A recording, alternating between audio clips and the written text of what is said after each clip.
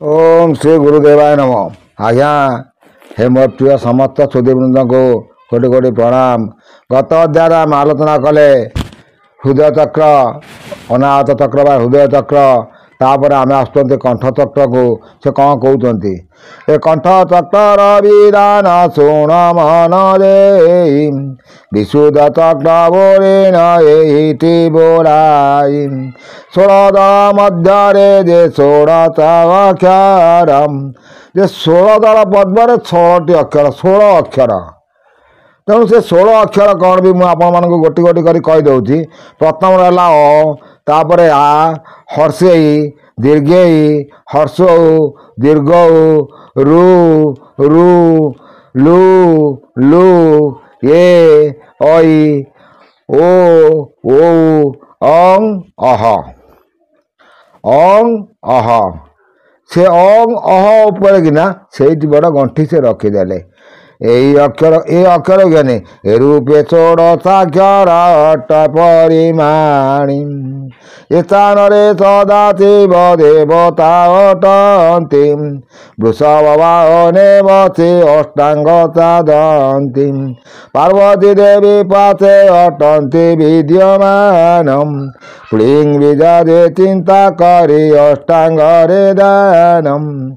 सेठी आज्ञा से प्रथम देखो जो बीज मंत्र से जपुंट कौन कौन जपुंट प्रथम जपिले ह्रींग बीज तापर श्रींग बीज तापर क्लींग बीज तापर ध्रींग बीज तापर प्लिंग बीज। एटी सदाशिव बसी से प्लिंग बीज जप कर से प्लिंग बीज पर से कौन कहते शुक्रवर्ण विराजित देव योगेश्वरम करे शुभेडम्बरु कटिरे व्याघ्रम्बरम पंचमुख परे त्रयनेत्र विराजितम श्री अर्धदण्डदिते अति शोभितम तांको चिरुटी बेणी जाइति बहिदारम से जलरे स्नान करे जन्म मृत्युदारम। से देखु जो सदाशिव बसिले तांको जटा देहरे त्रिवेणी धार सेउटू आगे आसूचे टिकुड़ संधीर धार सेउटू से आसूचे सी जल जदि आप स्नान कर पाइले ताले जो कुंभ मेला को जाइए कुंभ स्नान कर किसी भी दरकार पड़ोनी।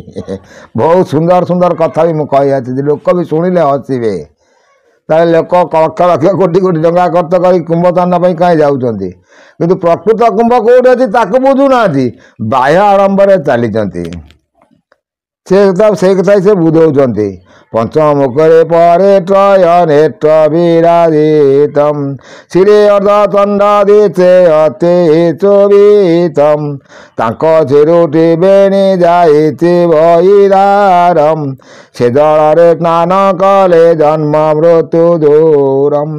ए उदान नामे पवन सेठारे बहुति कृष्णा नामे का कर्म धन जय प्राण थी।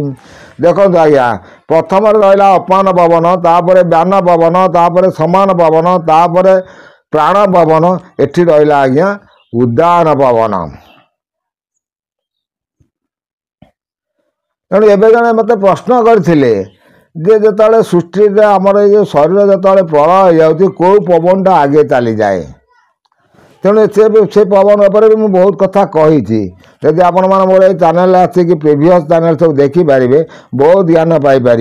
आसे कौन कहते आज्ञा आम देखा तृष्णा नामे कर्म धन जय प्राण अच्छी यही विशुद्ध पद्म कौतिनी पारे देऊ सुपंडित मोहायानी भवे अटे सर्वहितागारी शोकहीन चिरंजीवी शांत मना शांत धीर विवेकिते ये आज्ञा उदाहरण नाम पवन बहिला आ तृष्णा नाम कर्म रहा सेठी आज्ञा देखो क्षुदा रखिले सेठी नाभि चक्र क्षुदा रखिले आपन को भोक होती तृष्णा रखिले आपन को शोष हो कंठ कहते मो कंठ सुखी जाऊँ मो तंटी सुखी जाऊँ मत पानी टेपा दे पीवाई।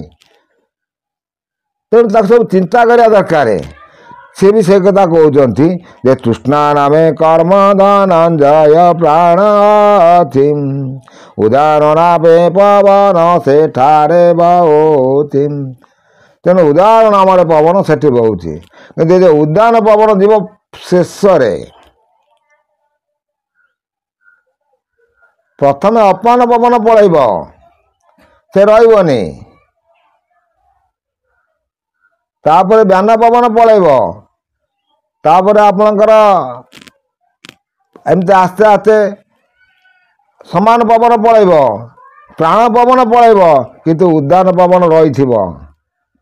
କିନ୍ତୁ ଉଦ୍ୟାନ ପବନ ଗଲେ ସେଉଠି ଆତ୍ମାରୁ ଶରୀରଟି ଚାଲିଗଲା।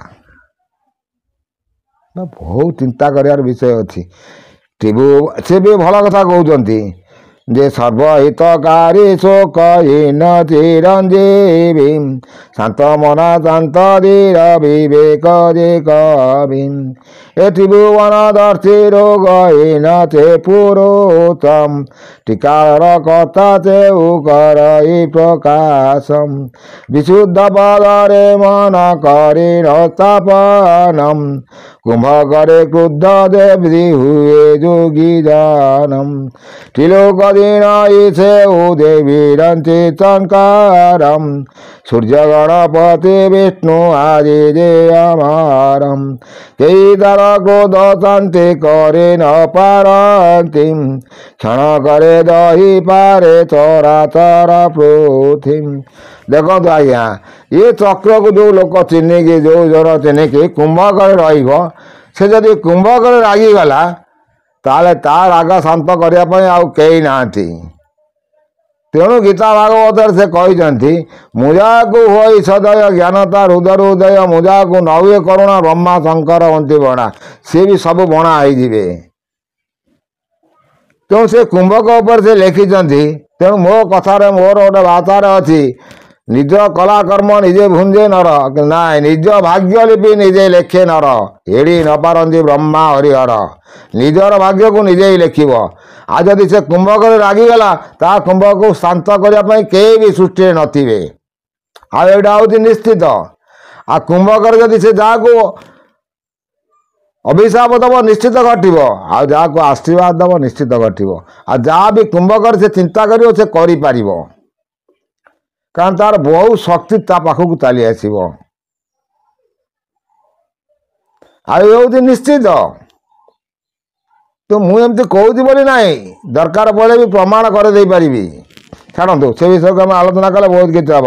ପଞ୍ଚମ ପଦ୍ମ ଆଖ୍ୟାନ କରିଲି ବର୍ଣ୍ଣନ ହେମନ୍ତ ଅଟ ଏ କଣ୍ଠ ଚକ୍ରର ବିଧାନ। ଇଏ ପଞ୍ଚମ ଚକ୍ର ଏଇଠି ଆପଣଙ୍କୁ ସମାପନ ହେଲା। ଆମେ ଆସିବା ଷଷ୍ଠ ଚକ୍ରକୁ ବା ଲଲାଟ ଚକ୍ରକୁ ନେକ୍ସଟ ଅଧ୍ୟାୟରେ ଆମେ ଆଲୋଚନା କରିବା।